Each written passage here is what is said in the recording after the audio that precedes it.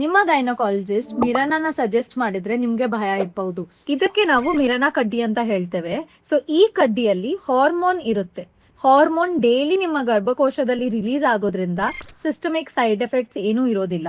ಹಾಗೆ ಇದು 5 ವರ್ಷದ ಕಾಲ ಗರ್ಭಕೋಶದ ಒಳಗಡೆ ಇದ್ದು ನಿಮ್ಮ ಗರ್ಭಕೋಶದ ಪ್ರಾಬ್ಲಮ್ಸ್, ಹೆವಿ ಬ್ಲೀಡಿಂಗ್, ಪೇನ್ ಅನ್ನ ನಾವು ತಡೆಗಟ್ಟಬಹುದು. ಮಿರನ ಹಾಕೋದು ತುಂಬಾ ಸುಲಭದ ಪ್ರೊಸೀಜರ್. 5 ನಿಮಿಷ ಕೂಡ ಆಗೋದಿಲ್ಲ. ಕೆಲವೊಬ್ಬರಿಗೆ OPD ಅಲ್ಲಿ ಹಾಕ್ತೇವೆ, ಕೆಲವೊಬ್ಬರಿಗೆ ಮೈನರ್ OT ಮತ್ತೆ ಅನಸ್ತೇಷಿಯಾ ಕೂಡ ಬೇಕಾಗಬಹುದು. ಇದು ನಮ್ಮ ಗರ್ಭಕೋಶ.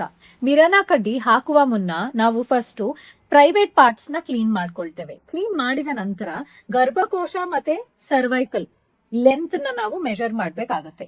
ಆ ಲೆಂತ್ ಕೆಲವೊಬ್ಬರಲ್ಲಿ 4 ಇಂಚ್ ಇರಬಹುದು, ಕೆಲವೊಬ್ಬರಲ್ಲಿ 5 ಇಂಚ್ ಇರಬಹುದು. ಸೊ ಅದ್ರ ಪ್ರಕಾರ ನಾವು ಈ ಕಾಯಿಲ್ ಅನ್ನ ಅಡ್ಜಸ್ಟ್ ಮಾಡ್ಕೊಳ್ತೇವೆ.